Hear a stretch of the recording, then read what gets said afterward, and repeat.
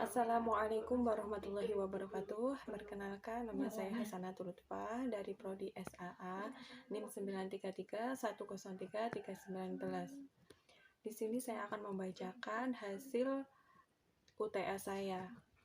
Yang pertama, tasawuf secara etimologi. Tasawuf secara etimologi berasal dari kata bahasa Arab yaitu tasawafa ya tasawafu.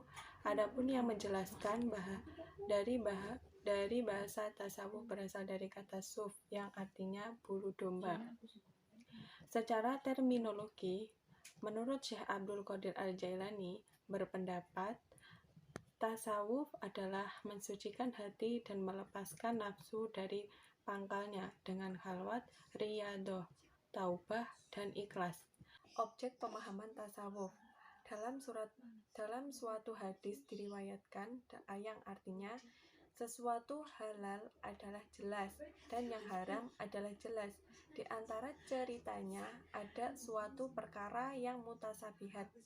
Tidak banyak manusia yang mengerti tentang hal yang mutasabihat. Barang siapa yang menjaga diri dari hal-hal yang subhat, yang berarti tidak jelas antara halal dan haram, maka akan terjaga agamanya, dan barang siapa yang tidak dapat menjaganya, maka seperti pengembala kambing tadi, makanan yang bukan berasal dari ladang milik yang mempunyai kambing tersebut. Ingat, semua itu pemiliknya. Ingat, sebenarnya dalam jasad manusia ada segumpal darah. Jika itu baik, maka akan baik. Yang lainnya jika jelek, maka jelek.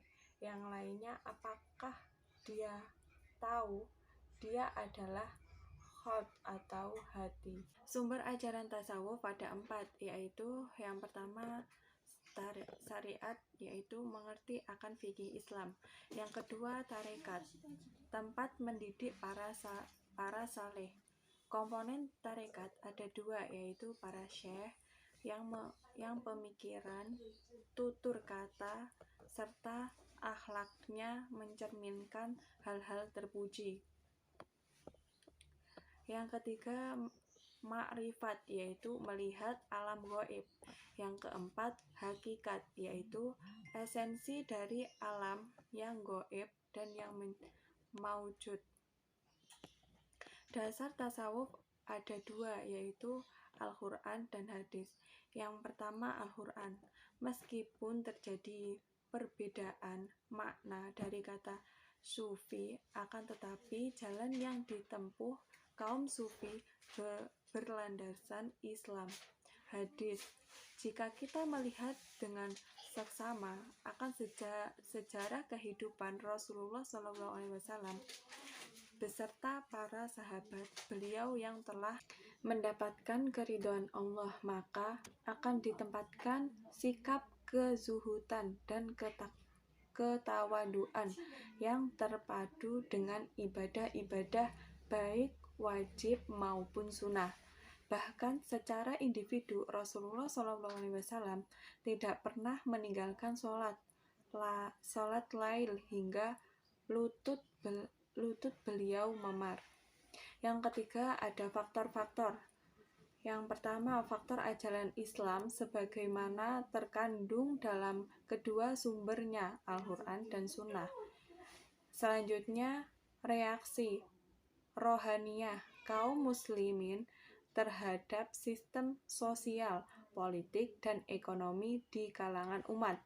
Selanjutnya ada kependatangan Robbaniyah, agama Nasrani sebagai konsekuensi agama yang lahir sebelum Islam.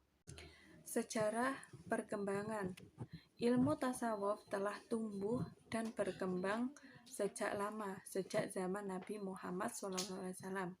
Selanjutnya abad kedua, tasawuf hanya terkenal di Kufah dan Basrah. Yang keempat, nomor 4, perbedaan Mahomat dan Ahwal. Mahomat merupakan tingkatan seorang hamba di hadapan Tuhannya dalam hal ibadah, dan latihan-latihan jiwa dilakukannya, atau mahomat merupakan hasil usaha manusia, sedangkan ahwal adalah suatu kondisi atau keadaan jiwa yang diberikan oleh Allah kepada seseorang hamba tanpa harus dilakukan suatu latihan. Macam-macam tingkatan keduanya serta pengertiannya. Ahwal. Yang pertama, mawas diri dan waspada. Yang kedua, cinta atau mahabbah. Yang ketiga, berharap atau roja. Yang keempat, khauf, sikap takut kepada Allah. Yang kelima, rindu atau syauq.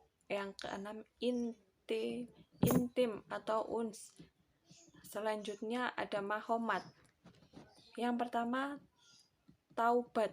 Yang kedua, zuhud.